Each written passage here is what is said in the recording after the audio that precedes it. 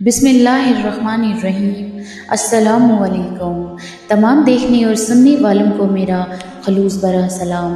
امید کرتی ہوں کہ آپ سب لوگ خوش ہوں گے، خوشحال ہوں گے۔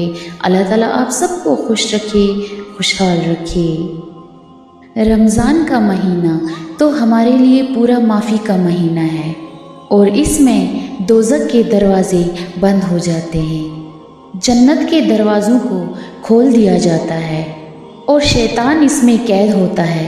آپ خود بھی دیکھتے ہوں گے کہ رمضان کے مہینے میں نمازی کیوں بڑھ جاتے ہیں، کیونکہ وہ نامراد قید جو ہو جاتا ہے۔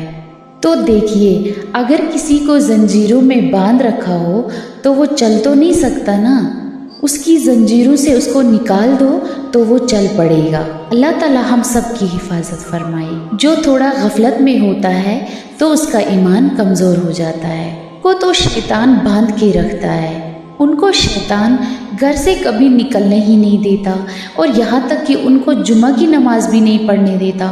وہ تو کبھی کبھار جمعہ کی نماز پڑھنے بھی نہیں جاتے، یہاں تک کہ کوئی عید کی نماز بھی نہیں پڑھتا۔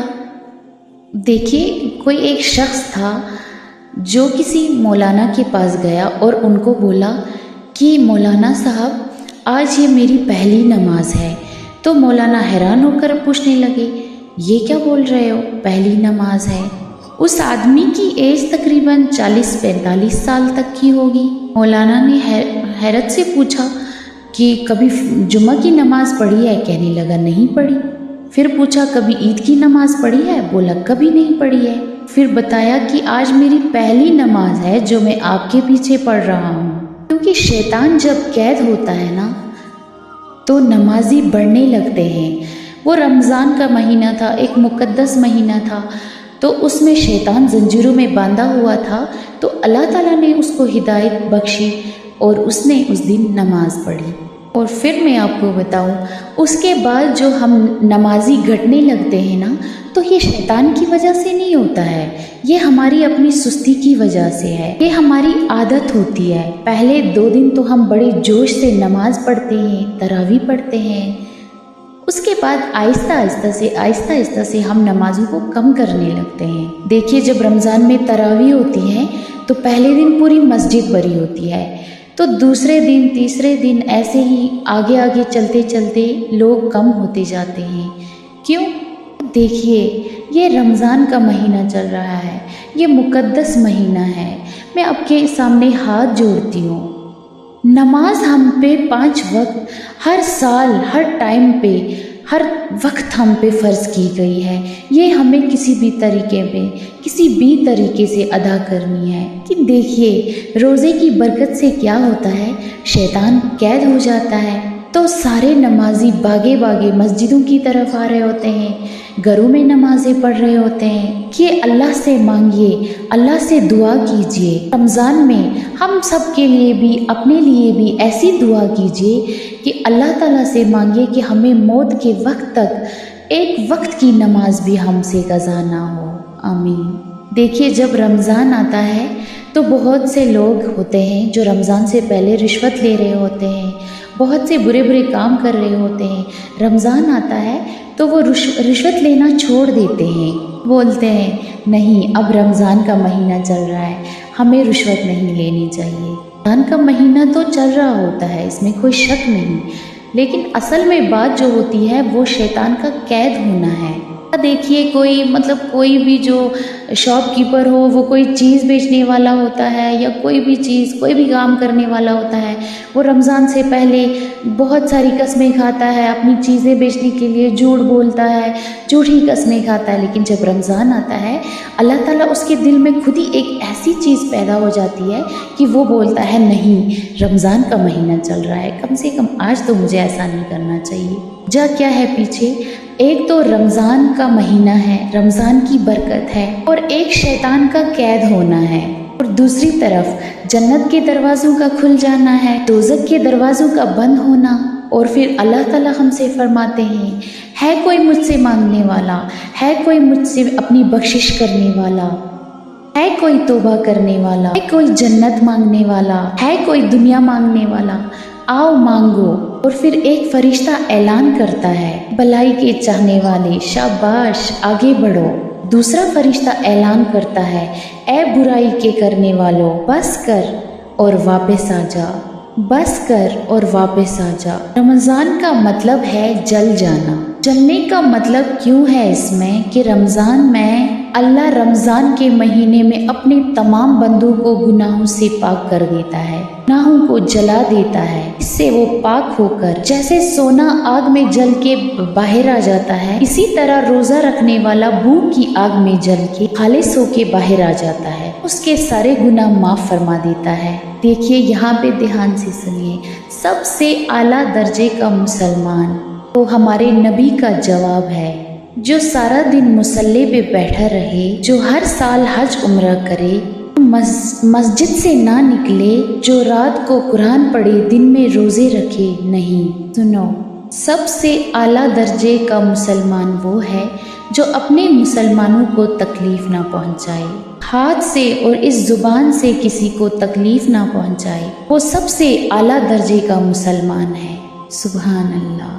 हमारे नबी सल्लल्लाहु अलैहि वसल्लम से एक सहाबी ने पूछा, या रसूल अल्लाह, हमारे मोहल्ले में एक खातून रहती है, रात को तहज्जुद पढ़ती है, दिन में रोजे रखती है, लेकिन उसकी जुबान बड़ी सख्त है, बहुत बेइज्जती करती है। तो आप सल्लल्लाहु अलैहि वसल्लम ने कहा जहन्नुम में जाए। अस्तगफिरुल्लाह।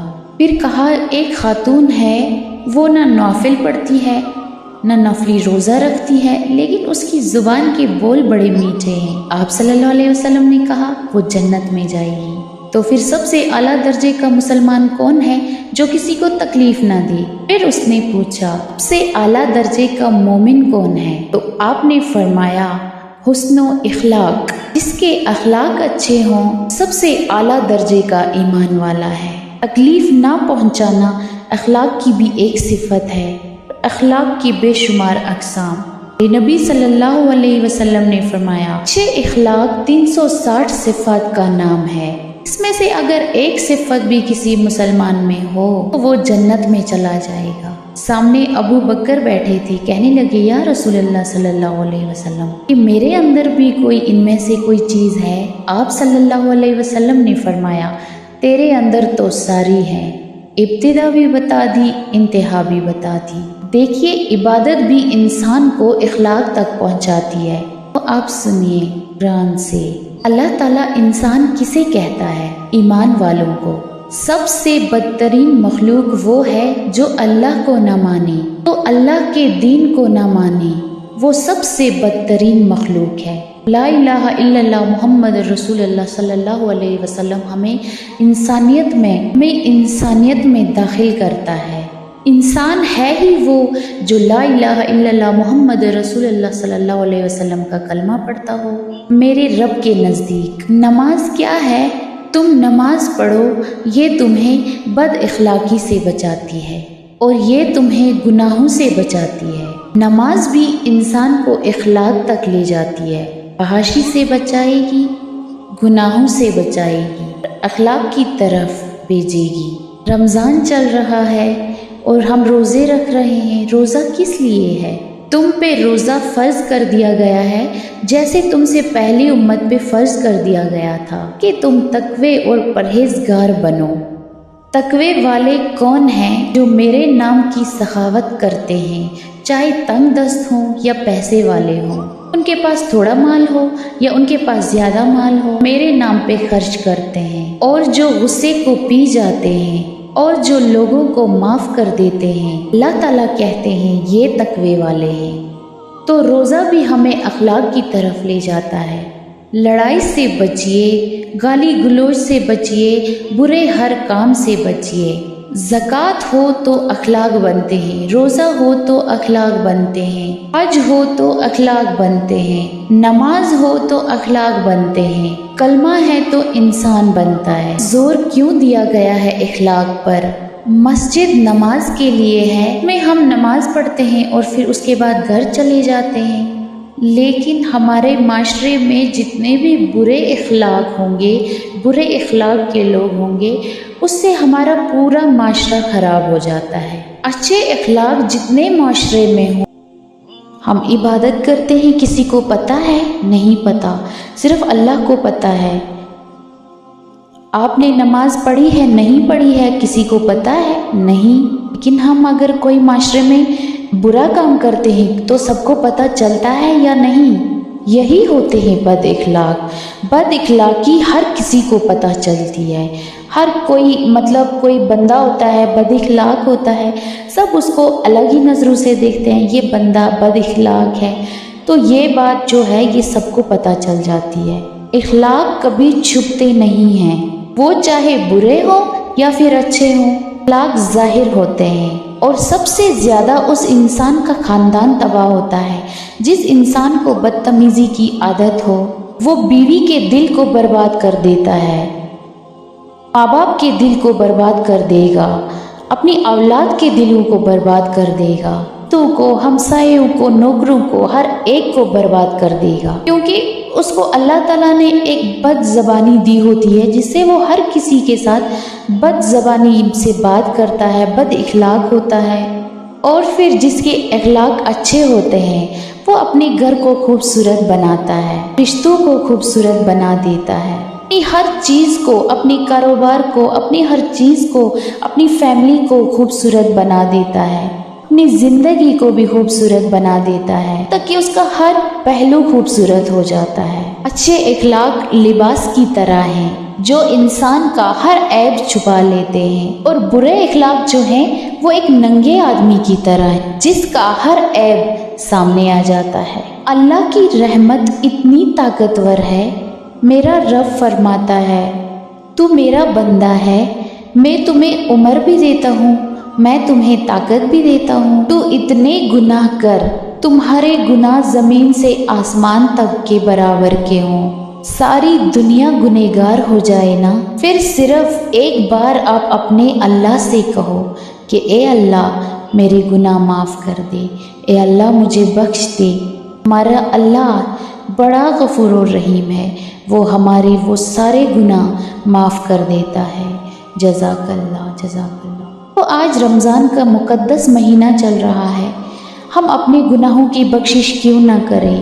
ہم سب اپنے گناہوں کی معافی مانگیں، اپنے گناہوں کی بخشش کریں کہ اللہ تعالیٰ ہمیں اس رمضان کی خاطر معاف کر دے، ہمارے گناہ معاف کر دے۔